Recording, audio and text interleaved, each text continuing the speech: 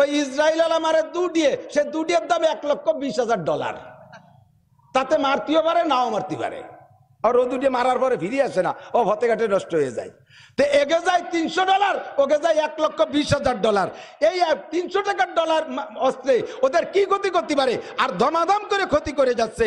আমার বিশ্বাস আল্লাহ পাক রব্বুল আলামিন এই $300 অস্ত্রের ভিতরে খোদার কুদরত ঢুকিয়ে দিয়েছে। নিশ্চিন্তে থাকেন, এবার জয় হবেই হবে। আমরা পড়ি আলহামদুলিল্লাহি রাব্বিল আলামিন।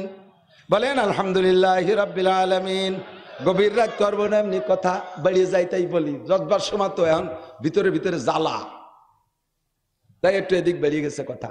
আমি সূরা ফাতিহা পড়েছি, আপনারা পারেন তো সূরা ফাতিহা? 5 ওয়াক্ত নামাজে পড়া লাগে কিনা?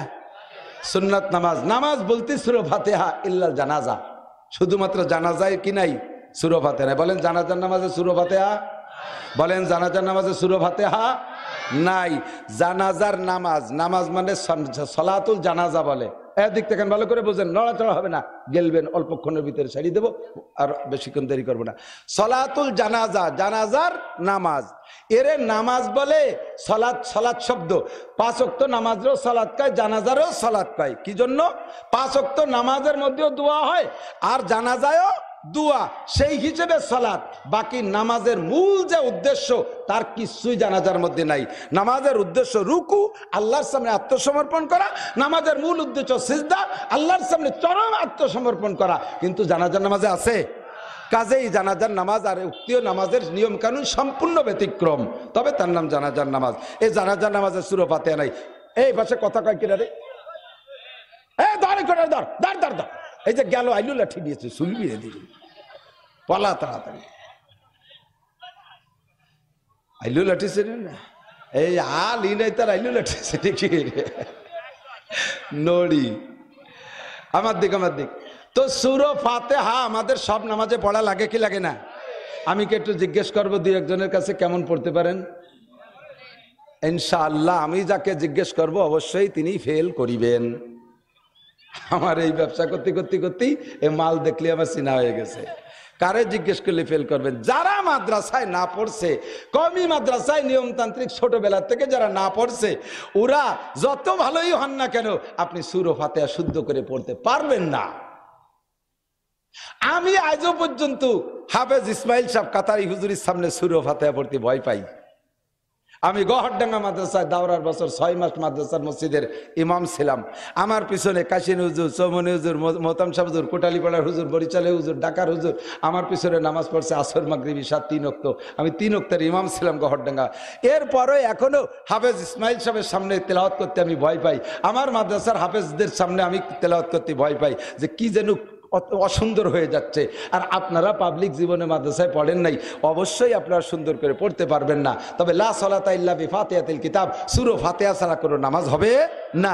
সব নামাজ পড়া লাগবে। আর নামাজ ভাঙ্গার কারণ 19টে, তার ভিতরে নাম্বার 1 নামাজে কিরাত গলত পড়া, নামাজে অশুদ্ধ পড়া। আপনারা যারা অশুদ্ধ পড়তেছেন, আপনাদের নামাজ আল্লাহর কসম হই নেই, হচ্ছে না, হচ্ছে না, হচ্ছে না। যতদিন শুদ্ধ করে পড়তে না পারবেন, অতদিনের নামাজ বাতাসে উড়িয়ে চলে যাচ্ছে, ওর বেনিফিট কিচ্ছু পাবেন না। একাক ওয়াক্তে নামাজের জন্য 2,88,00,000 বছর জাহান্নামে পোড়া লাগবে নামাজ পড়ার পরে। ওই নেতা ওই কি হবে? টাকা 1000 টাকার নোট একখান দিয়েছেন, কিন্তু তা জাল। মাল দেবে? জাল টাকায় মাল দেয়? কথা কয় না, জাল টাকায় মাল দেয়? জাল টাকার জাল আছে আলাদা, ধরা পড়লি পরে কেস হয়ে যাবে, ঠিক না? তুমি নামাজ পড়ছো জাল নামাজ, সূরা ফাতিহা জাল, সূরা ফাতিহা জাল, কুলুস সূরা জাল, আতায়াতু জাল, দোয়া কুনুত জাল। এই জাল টাকা দিয়ে তুমি মাল পাবা না, জাল টাকা দিয়ে জাল পাবা।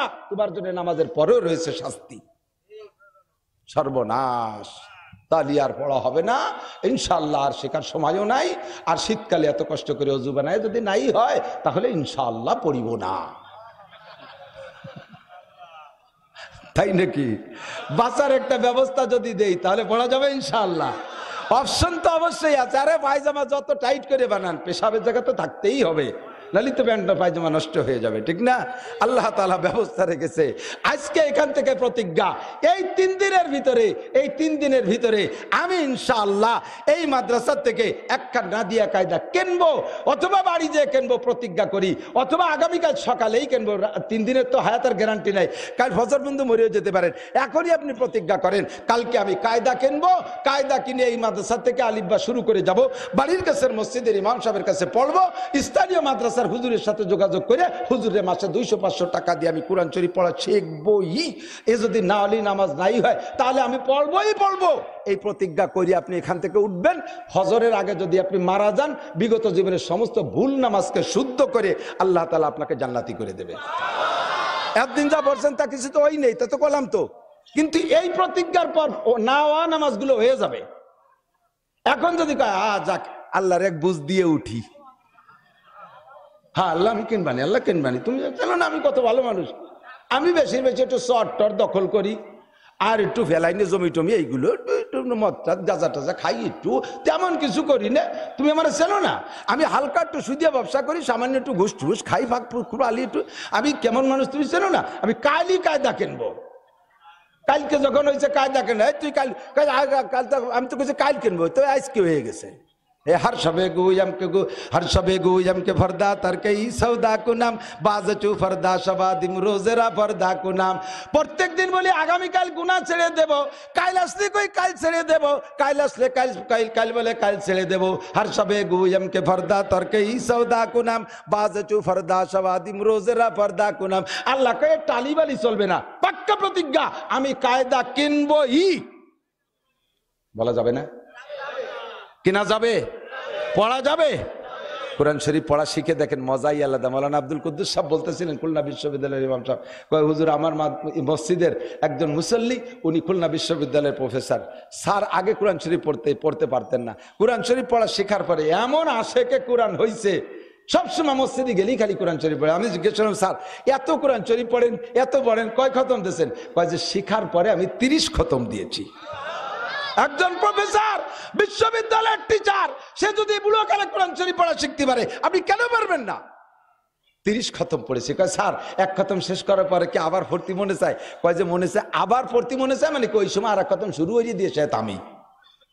আর কোরআন শরীফ পড়ার নিয়মই এই, সূরা নাস দিয়ে যখন পারা শেষ হয়ে যাবে, 30 নম্বর পারা, ওই অবস্থায় সাদাকাল্লাহুল আযীম করে শেষ করবেন না, ফিরে আলিফ লামের থেকে শুরু, আলহামদুলিল্লাহ সূরা আলিফ লামের থেকে কদ্দুর পড়িয়ে তুই দেবেন। কোরআন শরীফের সারা জীবন রানিং এর পর রাখতে হবে, রানিং এর পর চলমানের পর রাখতে হবে। উনি বলেন 30 পারা 30 খতম পড়েছি, আর আমার কোরআন শরীফ ছাড়া কিচ্ছু ভালো লাগে না। দুনিয়ার নভেল নাটক বহুত পড়েছি, পেপার পত্রিকা বহুত পড়েছি, ওর মধ্যে কিচ্ছু নাই, খালি মিথ্যে কথা আর মিথ্যে কথা। কারণ পেপারে খালি কি কথা, ঠিক না?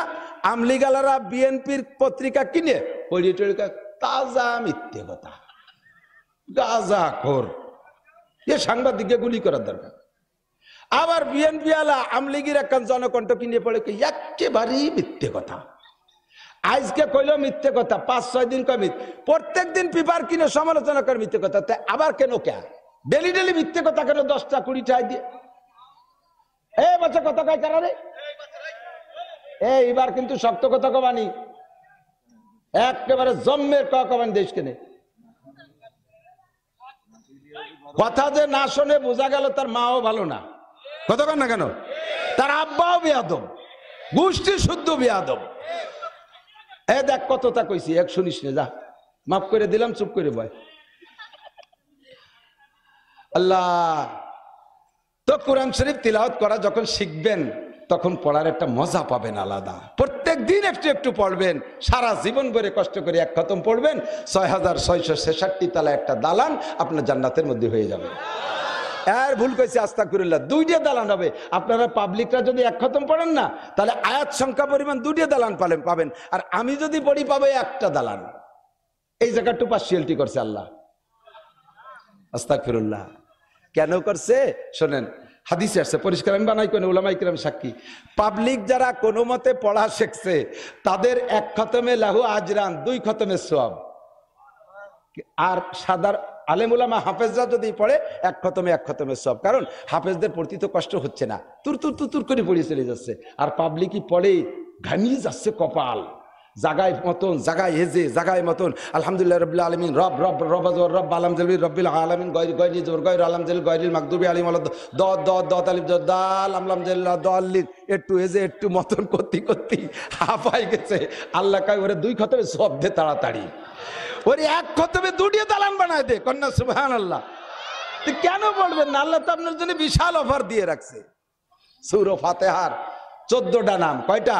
কেউ বলেন 14 নাম, কেউ বলে 18 নাম। মুফাসসিরিনদের কিরামদের যাদের যেরকম এলেম সেইভাবে সে বলেছেন। তার ভিতরে একটা নাম হলো সূরাতুশ শিফা, সূরা ফাতিহা।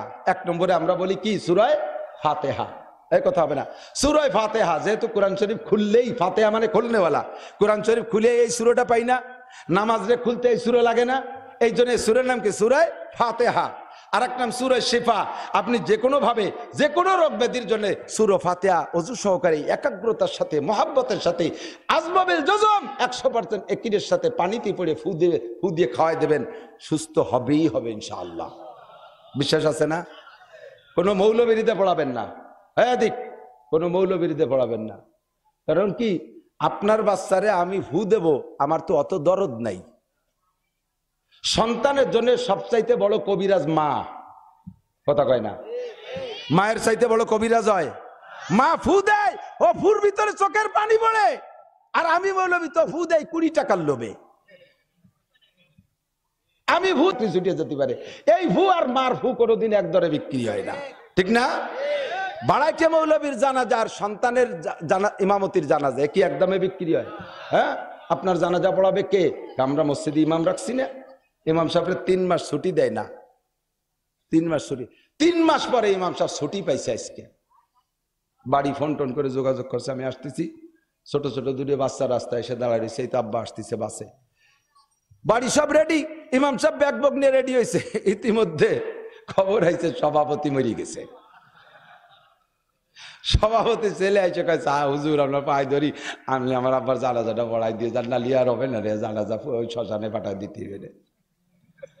কন্দি ইমাম সাহেবের কিরম ঠেকতেছে সেই সময়, রাগ এতে ব্যাগ চালিয়ে ফেলাই দিয়ে কয়, শয়তান বাইচে থাকতেও জ্বালাইছে মসজিদি, আর মরিও জ্বালালো, মরতে আর দিন পালো না। তার সারাটা শরীরে আগুন ধরে গেছে, মেজাজে আগুন লেগে, তোর জানাজা আমি ফলবাই দাঁড়া, বিড়িও জুতি ফলবো, তুই আইস কেন মরলি? 15-20 দিন আগে উমরায় রওনা দিয়েছে, ফ্লাইটে এয়ারপোর্টের মধ্যে ঢুকতেছে, বিমানে ঢুকবে, এর মধ্যে বাড়িতে ফোন গেছে আব্বা অসুস্থ। উমরার সবকিছু ক্যান্সেল করে দিয়ে প্রায় 1.25 লাখ টাকা মাইট দিয়ে বাড়ি চলে গেছে। বাপ যদি মরে যায় তাহলে আমি উমরায় গেলে আমার আব্বার জানাজা পড়াবে কিনা?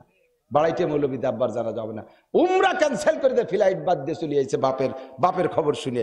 এর নাম বাপ বেটার সম্পর্ক। কতক্ষণ? আপনার জানাজার ইমামতি করবে কে? আপনার জানাজার ইমামতি করবে কে? ওই দেবাসী বহুত অফিসার, আর্মি অফিসার, একবারে 8-10 জন জজ, এ খবর আমরা অনেক আগের থেকে জানি। ইতনে ভরি অফিসারের গাদি, কয়জন ইমাম বানাইছেন, কয় অফিসার? আপনার জানাজার ইমামতি করবে কে? আপনার সুরকিরাত ফাতিহা এই পড়নেওয়ালা কে? আপনার বাচ্চা কাঁদতেছে, মৌলবীতে জানাজা ঝাড়ফুঁক করাবেন, সবচেয়ে বড় কবিরাজ মা, তারপরে কবিরাজ আব্বা। আমি দোয়া শিখাই দেই, যদি ছোট বাচ্চারা কান্নাকাটি করে, বেশি কান্নাকাটি করে ঘুম হচ্ছে না, তখন ওই বাচ্চাকে হুজুরির কাছে নিয়ে যায়, হুজুর একটু জাড়িয়ে দেন, ঘুম হচ্ছে না, খালি কান্নাকাটি করে, হুজুরকে একটা দয়াকেলা গাছ নিয়ে আসো, ছুটা উঠে ছুটা গলার ফেতরা উঠে নিয়েছ, হুজুর একটু ভিতরে ফতরায় কয়টা গিরিয়ে দিয়ে দিল, জবান দিয়ে থোকে গলায়।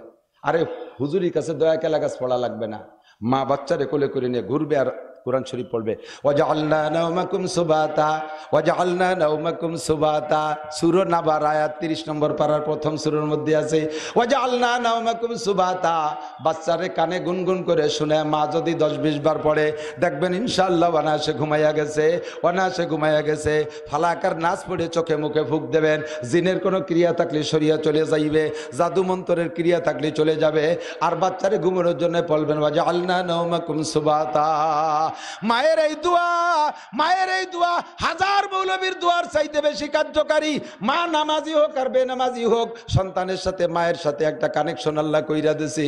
ওরে বেনামাজি মাও যদি সন্তানের বিপক্ষে দোয়া করে, আল্লাহর কাছে দোয়া কবুল হইতে মাঝে কোনো মিডিয়া লাগে না।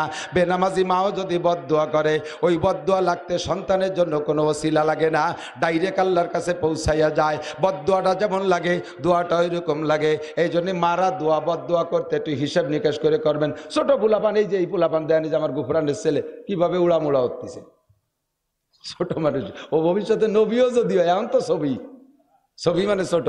আর ছবিও ছবি কেন নবিয়ার পোলাপান বিরক্ত করে, মারা রাগ করে কয় তুই মার, তোর সবাই খাই না কে, তোর আগে খাই না কে, তুই গাড়ি তলে পড়ে তোর কলে রাও, তোর ঠাটা পড়ুক। এরম আছে না কিছু নেককার মা? বলে আল্লাহ নবী বলেন, হ্যাঁ দিক তাকান, ইয়া মাশারান নিসা তাসাদ্দাকনা ওয়ালা মি হুনি হলি হলি কুন্না ফাইনি উরিতু কুন্না আকসা মিন আহলিন নার। হে নারীরা, তোরা দান করবি বিটা গেছে বেশি, পুরুষের চাইতে বেশি দান করবি, বেশি বেশি দান করবি। কারণ আমি জাহান্নাম দেখতে গিয়ে দেখি ওর মধ্যে খালি বিটি আর বিটি, মহিলায় গাদি, খালি মহিলারাই দোজকের মধ্যে বেশি। সাহাবায়ে কেরাম মহিলা জিজ্ঞেস, হুজুর সমস্যা কি? হুজুর বলেন তাদের দুইটি দোষ, এক নম্বরে তাকসুন্নাল লান, দুই নম্বরে তাকফুন্নাল আশির। এই মহিলাদের স্বভাব, এক নম্বরে অভিশাপ করে বেশি, পুরুষরা অত অভিশাপের দাঁত ধরে না, দুই তিন কথায় পেঁয়াজ বাঁধতে গেলে হাতের আমল শুরু করে দেয়, ঠিক না? কুচি ধরিয়ে ছাড়িয়ে গালাগালি, অত গালাগালি ওরা সময় আছে নাকি? 3 কিল দিয়ে সময় বাঁচাই। আর মহিলারা এমন উজাগে মতো পচা কথা কতি পেটের তাজা বাচ্চা বেরোয় ফেলায় দেয়। উজাগে বকাবকিতে যেমন সাপের বিষ বেরোয় চলে আসে, বিটিকে ঝগড়া আর গালাগালি কাজাকাজি ঠেলায় সাপের বিষ বেরোয় চলে যায়। এ করতে এরপরে অভিশাপ শুরু করে দেয়। এমনকি স্বামীর এ পর্যন্ত কয়, স্বামীর সাথে একটু গ্যাঞ্জাম লাগছে, স্বামী দূরে চল দে, তোর মুখ যেন দুনিয়ায় দেখি না, তুই বাড়িতে যাচ্ছিস যেন ফিরে আসিস না, তোর বদ্ধ হয়ে দিলে ফিরে যদি না আসিস, তুমি কোন দেখি রে বেড়াবারে, এই হিসেব আছে। পিছনের চিনতে বাদ দিয়ে তারে ধুয়ে দিচ্ছ। নিজের সন্তান রে কয় তোরে সাপে খাক বাঘে খাক, তুই গাড়ির তলে পড়ে মর, বদ্ধ হয়ে দেশে দাওয়া দৌড়ে চলে গেছে রাস্তার পর, বালির টেরাকা সে ডলিয়ে দিয়ে গেছে। এরপরে কাঁদবে কিডা কন্ত? ওই মাই কাঁদবে, ওই মাই কাঁদবে, জড়াই ধরে এবার আল্লাহর নামে অভিযোগ করতেছে, আল্লাহ তুমি আর কেডা শহীদ হও না। আল্লাহ কয় শয়তান দাঁত ফেলা দি, তুই দিয়ে একটু আগে করলি ওরে গাড়ির তলে ফেলাই মারতি, তুই মা কইছিস আমি না কবুল করে পারি? একে চশমে জাদান গা ফেলা যা শাহনাবাসী, একে চশমে জাদান গা ফেলা যা শাহনাবাসী, শায়াদ কে নে গা কুনাদা গাহনাবাসী। আল্লাহ পাক বিভিন্ন সময় দোয়া কবুল করে, এই দোয়া কবুল করার সময় তুমি বদদোয়া করছো, ওইটাও কবুল হয়ে গেছে। মায়ের বদদোয়াও কবুল হয়, দোয়াও কবুল হয়। ও দোস্ত, সূরা ফাতিহা, এটার নাম আয়াতে সূরাতুশ শিফা, পড়ে দোয়া করলে কবুল হয়। নামাজের মধ্যে আমরা পড়ি, পড়ার সিস্টেমটা বলবো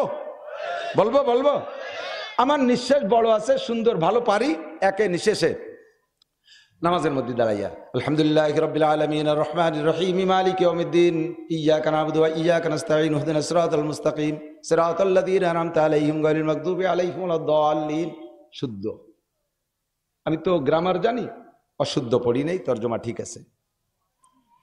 এইভাবে পড়বেন, এটা নামাজ হয়ে যাবে, কিন্তু সুন্নতের খেলাফ। নামাজের মধ্যে যদি ইমাম সাহেব পড়েন তিনিও, আমরা একা একা পড়বো তিনিও, সুন্নত নামাজ পড়বেন তিনিও, নফল পড়বেন তিনিও। পড়ার সিস্টেম কি?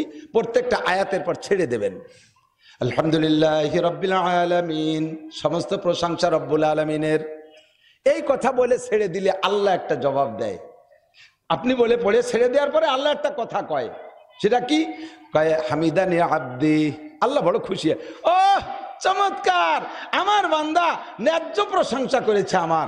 আমি যে কায়নাত, এহকাল পরকাল, দরু জগৎ, সারা জগতের প্রতিপালক, আমার বান্দা এই কথা বলেছে, হামিদানি আব্দি, আমার বান্দা আমার প্রশংসা করেছে।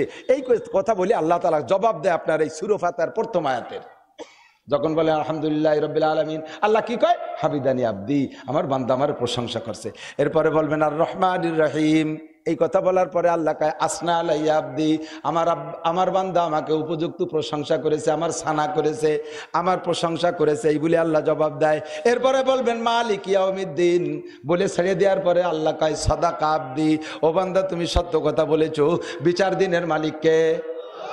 মালিক ইয়াউমিদ্দিন, বিচার দিনের মালিক আল্লাহ। বলার পরে আল্লাহ খুশি হয়ে কয় সাদাকা আব্দি, থ্যাংক ইউ বান্দা, তুমি সত্য কথা বলেছো। বিচার দিনের মালিক তোমার হাইকোর্টের বিচারপতি না, তোমার বাংলাদেশ সুপ্রিম কোর্টের বিচারপতি না, সারা দুনিয়ার মাতবারি করতেছো যারা, তারা কেউ বিচারপতি না। বিচার দিনের মালিক আমার আল্লাহ। এই কথা বলার পরে আল্লাহ কয় সাদাকা আব্দি, সত্য কথা বলেছো। এই কথাগুলো আল্লাহ বলে। এদিক নড়াচড়া, আসল বুঝ পরে রয়েছে।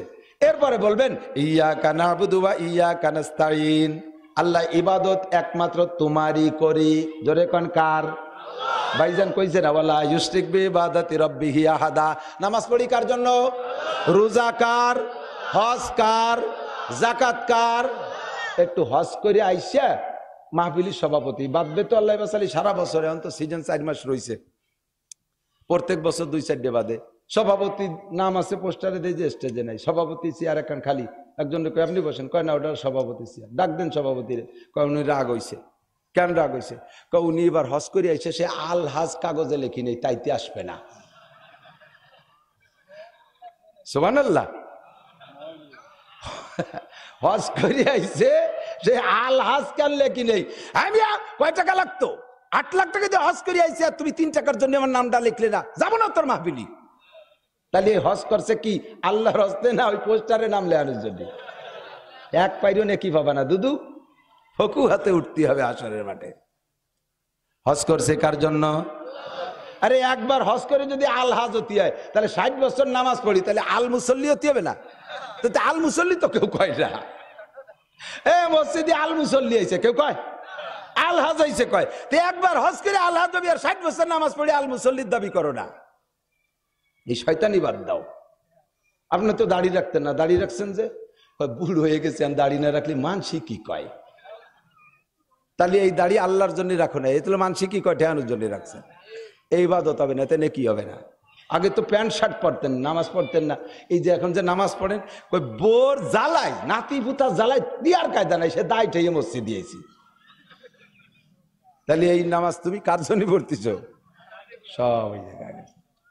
মাদ্রাসা এত কিছু দিছি, হ্যাঁ বিল্ডিং এটা করে দিছি, বিল্ডিং করে দিছি, দেখুক মানুষ, দেখুক যে আমরা খালি খাই না, কিছু দেইও। বিল্ডিং হবে, ওর মধ্যে হুজুররা বড়িয়ে বড়িয়ে আলেম হয়ে যাবে, তুমি কিচ্ছু পাবা না। মানুষ দেখুক, এটা করছে আমি, ওটা করছে আমি, সেটা করছে আমি, গল্প মারে না। ইউহিব্বুনা ইউহমাদু বিমা লাম ইয়াফালু, কোরআন শরীফে কয়। কিছু তো করিয়ে কয় যে করছি, আর কিছু আছে না করিয়েও কয় করছি, আছে না নাই? না করিও কে, আবার প্রলোভন দেয়, যা করছি করছি, আগামী বার আর একটা বার সুযোগ দেন। আপনাদের কাছে আমি বলি সুযোগ দেন, দেখেন কি করে ছেড়ে দেই। রাস্তাঘাটে খাল বানাই দেবো, 12 মাস কাল নৌকো বেয়ে বেড়াতে পারবেন, আসমান ভেঙে জমিনে নামাবো, লাঠির মধ্যে মুগুর ভরবো। আল্লাহ কয় বাট পার তোরে চিনি, গত বছর ওই টোন মন সব সাফ করে ফেলাইছিস খাইয়া, আজ দিয়ে দরকার নাই। ও দোস্ত, মেম্বারি করবো আল্লাহর হস্তে, চেয়ারম্যানই করবো আল্লাহর হস্তে, এমপিগিরি আল্লাহর হস্তে, মসজিদ আল্লাহর হস্তে, মাদ্রাসা আল্লাহর হস্তে, দান খয়রাত আল্লাহর হস্তে, নামাজ রোজা আল্লাহর হস্তে, তিলাওয়াত আল্লাহর হস্তে, তাবলীগে যাব আল্লাহর হস্তে, জিকির করবো আল্লাহর হস্তে। কেউ শুনানোর দা, কেউ শুনুক আর না শুনুক, আমার কাজ আমি করিয়ে যাইব। কতক্ষণ ঠিক ঠিক না? ইয়াকা নাবুদু, ইবাদত তোমারই করি। কার? এরপরের অংশ ওয়াইয়াকা নাস্তাইন, আল্লাহ সাহায্য তোমারই কাছে চাই, হাসিনের কাছে চাই না, খালেদার কাছে চাই না, দুনিয়ার কোনো মানুষের কাছে চাই না। সাহায্য কার কাছে? আল্লাহর কাছে। তাহলে এই আয়াতের মধ্যে 2টি অংশ, একটা হলো আল্লাহর ইবাদত করি বলে বললাম, আর একটা হলো আমার প্রয়োজনটা পেশ করলাম। এই কথার পরে আল্লাহ তাআলা জব দেয়, হাজা বাইনি ওয়া বাইনা আবদি, হাজা বাইনি ওয়া বাইনা আবদি। এই আয়াতটা আমার আর আমার বান্দার মধ্যে 2 ভাগ। ওয়ালি আবদি মা সাআলা, আমার টুক আমি পাইছি, বান্দার টুক বান্দারে দিয়ে দিলাম। ইহদিনা, এবার বলতেছি, আগে তো বলছি যে আল্লাহ তোমার কাছে সাহায্য চাই, এবার সাহায্যের কিছু নাম বলে দিচ্ছি আল্লাহকে। কষ্ট হচ্ছে আপনাদের?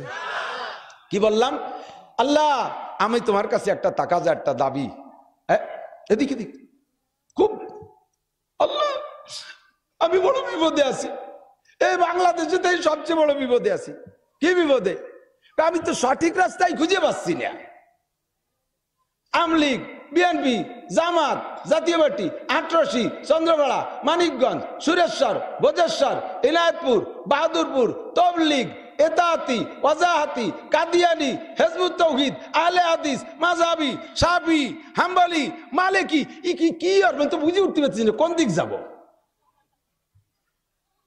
কাজেই আমাকে ইহদিনাস সিরাতাল মুস্তাকিম, সঠিক পথ কোনটা এটা আমাকে দেখাও।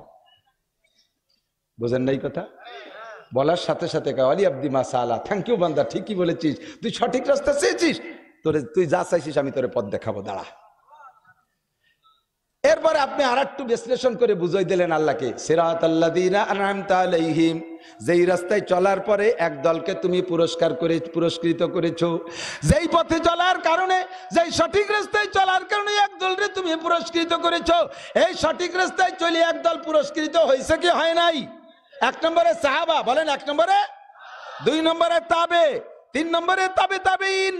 এই তিনটে দল সম্পর্কে নির্দ্বিধায় বলতে পারি তারা সঠিক পথ পেয়েছিল আর সঠিক পথে চলে তারা পুরস্কৃত হয়েছে। আমার নবী তিনে দল সম্পর্কে বলেছেন আমার সাহাবাই কেরাম জান্নাতি, তাদেরকে যারা ইমানের সাথে দেখছে তারাও জান্নাতি, এই তাদেরকে যারা ইমানের সাথে দেখছে তারাও জান্নাতি। এক নম্বরে সাহাবাই কেরাম জান্নাতি, দুই নম্বরে তাবেইরা জান্নাতি, তিন নম্বরে তাবে তাবেইনরা জান্নাতি। আমি তাদের রেফারেন্স দিয়ে বললাম আল্লাহ এই মানুষগুলো তোমার কাছ থেকে সঠিক পথ পাইয়া তারা জান্নাতি হয়েছে, নিয়ামত পেয়েছে, আমাকেও তুমি তাদের পথে চালাও। তবে আল্লাহ তোমার কুদরতি পায়ে পড়ি এক দুইটা দলের পথে আমাদেরকে চালাবা না। গায়রিল মাগদুবি আলাইহিম ওয়ালাদ-দাল্লিন, পথ অভিশপ্ত একটা দল আর পথভ্রষ্ট একটা দল। বলেন অভিশপ্ত কি দল? একটা দল কি দল? অভিশপ্ত। আর ওয়ালাদ-দাল্লিন মানে পথভ্রষ্ট। অভিশপ্ত এবং পথভ্রষ্ট এই দুই দলের পথে আমাকে চালাইবা না। এবার জানতে চাইলাম আল্লাহ অভিশপ্ত আর পথভ্রষ্ট কারা, তুমি একটু কয়ে দাও। আল্লাহ কয় ইয়া আইয়ুহাল্লাযীনা আমানু লা তাত্তাখিযুল ইয়াহুদা ওয়ান নাসারা আউলিয়া বাযুহুম আউলিয়াউ বায ওয়া মান ইয়াতাওয়াল্লাহুম মিনকুম ফাইন্নাহু মিনহুম। আমার কাছে অভিশপ্ত হলো ইহুদিরা, অভিশপ্ত ইহুদি। এই ইসরায়েলেরা ইহুদি। সব তাফসীরের কিতাব দেখবেন, যে কোনো তাফসীরের কিতাব আমি আপনাদেরকে বলে দিলাম, সূরা ফাতিহার ভিতরে মাগদুবি আলাইহিমের তরজমা দেখবেন, তরজমা বলবে অভিশপ্ত, ব্যাখ্যা যে বলবে ইহুদি। ওয়ালাদ-দাল্লিনের তরজমায় লাগবে পথভ্রষ্ট, ব্যাখ্যায় যে বলবে নাসারা। দাল্লিন মানে নাসারা, মাগদুবি আলাইহিম মানে ইহুদি। আল্লাহ ইহুদ নাসারাদের পথে আমারে চালাইও না। আল্লাহ নিজেই বলেন আমারে যেহেতু বিশ্বাস করি অন্ধ জগতের অটল বিশ্বাসী পাগলরা, তোরা ইহুদ নাসারাদের সাথে সম্পর্ক রাখবি না, তাদের সাথে পীড়িত করবি না, তাদের সাথে সম্পূর্ণ বিচ্ছিন্ন করে চলবি। এই ইসরায়েলিরা ইহুদি, আমেরিকানরা নাসারা, ব্রিটেনরা নাসারা, ইউরোপ কান্ট্রি নাসারা, ইটালি অস্ট্রিয়া নাসারা, ফ্রান্সালারা নাসারা, পশ্চিমেরা সব নাসারা। আর এই পাশে আমাদের মধ্যপ্রাচ্যে মুসলিম কান্ট্রি, ফাঁকে ফাঁকে হিন্দু আছে, এই পাশে উত্তর পাশে আর পূর্ব পাশে সব বুদ্ধ, রাশিয়ানরা বুদ্ধ, চায়নারা বুদ্ধ, এই পাশে জাপান পর্যন্ত বুদ্ধ। ও দোস্তরে আমরা ইহুদ নাসারা এই অভিশপ্ত জাতির দলে হইতে চাই না। আল্লাহ পাক আমাদেরকে বাঁচার তৌফিক দান করে, বলেন আমিন। একটা একটা করে আয়াত পড়বেন, ওয়ালাদ-দাল্লিন বলে ছেড়ে দেবেন, যখন আপনি আমিন বলবেন মসজিদের মধ্যে ফেরেশতা থাকে তারা আমিন বলে। আল্লাহ নবী বলেন মান ওয়াফাকা তামিনুহু তামিনাল মালাইকাতি গুফিরা লাহু মা তাকাদ্দামা মিন যামবিহি। যেই ব্যক্তির আমিনের সাথে ফেরেশতাদের আমিন মিলে যায় ওই লোকটার জীবনে সব গুনাহ আল্লাহ মাফ করিয়া দেয়। তাহলে সূরা ফাতিহা কিভাবে পড়বেন সিস্টেম কি বুঝছেন? প্রত্যেকটা আয়াত পড়ে ছেড়ে দিবেন, আল্লাহকে ওই কথাটা বলার সুযোগ দিবেন। নামাজ হলো কি আল্লাহর সাথে গল্প, আমি বলি আল্লাহ জবাব দেয়, তাহলে সুন্দর একটা পদ্ধতি না। আর যদি এক নিচে সারি পড়ি দেন আলহামদুলিল্লাহ রাব্বিল আলামিন, হঠাৎ দাল্লিন, আলহামদুলিল্লাহ কইয়া হঠাৎ দাল্লিন।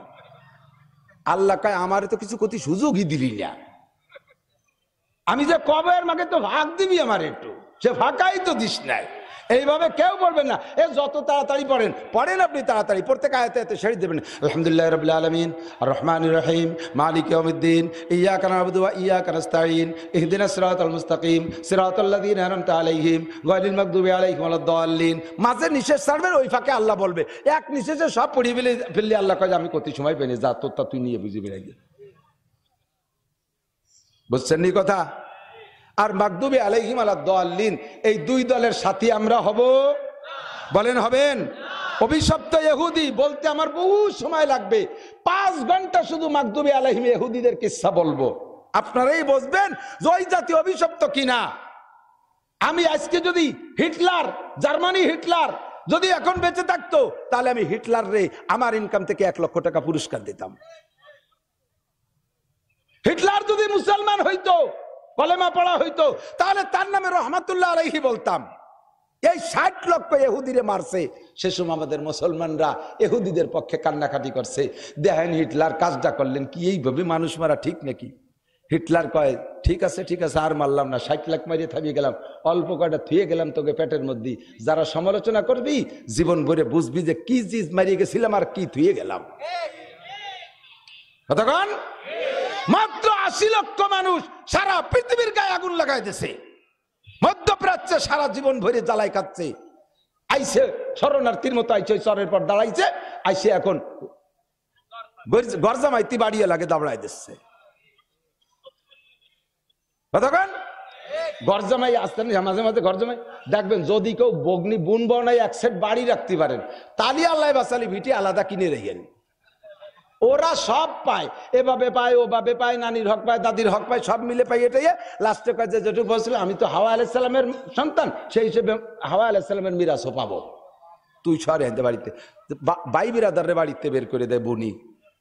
এই ঘর জামাই ঘর বোন এরা যেমন ভিডিও ছাড়াই দেয় বাড়িয়ে লাগে, ওই ঘর জামাই দল আইসে মধ্যপ্রাচ্যে বৈশা মুসলিম কান্ট্রিগুলোকে জ্বালাই খাচ্ছে। আজকে লক্ষ লক্ষ মুসলমান মারছে, 70 বছর 75 বছর পর্যন্ত 1948 সাল থেকে মারা শুরু করছে, দ্বিতীয় বিশ্বযুদ্ধের ডিভাইডেডের পরে সেই থেকে মারা শুরু করছে। প্রত্যেক বছর মারে আর মারিয়ে কয় যে সন্ত্রাস মারলাম। গালাগালিও তো মানে জোড়া গালাগালি খালি মাহফিলির মধ্যে না হলি কাজ যাইয়ে ফাটাই ফেলাই দিতাম, শালা শালা হারামজাদা যাই, মানে সহ্য করা যায় না। দীর্ঘকাল মায়ের খাতি খাতি কয়টা ডেলা মারছে ভিতরে যাইয়ে সন্ত্রাসী কার্যক্রম। আর এই পশ্চিমে দাতাল জো বাইডেন সে তার সাথে মেশছে।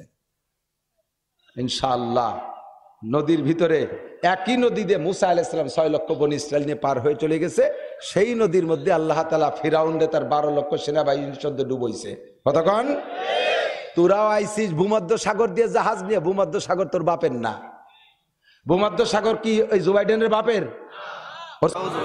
সুদখোর যদি মহিলা হয় আপন বাপের সাথে জিনার গুনাহ, তাও কয় টাকায় কয়বার। আর রিবা বিদিরহামিন কাসিতু ওয়া সালাসিনা জিনিয়া, নবী পাক বলেন 1 দিরহাম 1 টাকা পরিমাণ সুদ খাইলে আপন মায়ের সাথে 36 বার জিনার গুনাহ।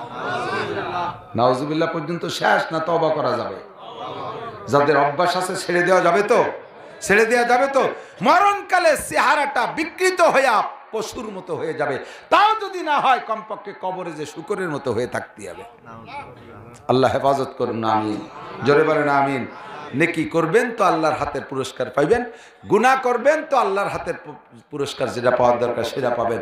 গুনাহ ছেড়ে দেবেন তো সাথে সাথে বস্তা ভরে নেকি হয়ে যাবে।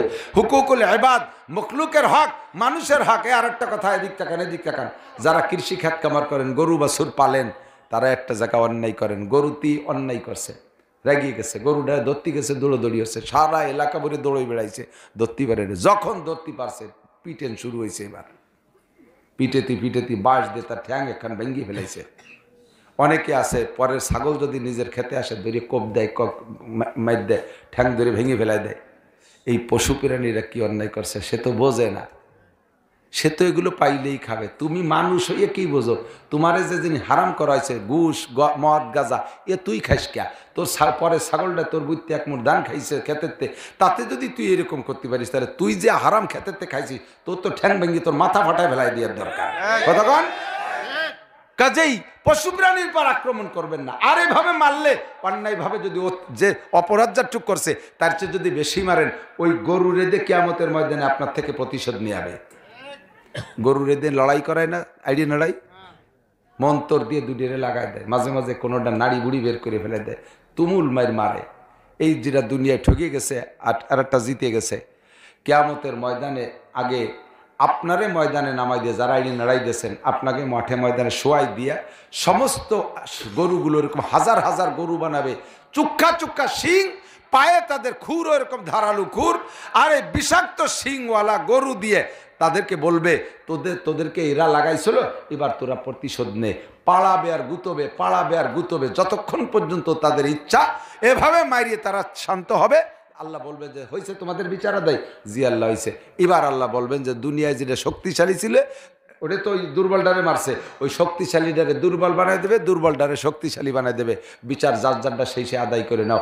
দুটো গরু ভাবে গরু গুতগুতি মারামারি করতে করতে করতে করতে দুর্বলটা যখন সে তার শক্তিশালীটার কাছ থেকে প্রতিশোধ নিয়ে ফেলবে, এরপরে মাটির সাথে মিশে যাবে, অনায়াসে মিশে যাবে।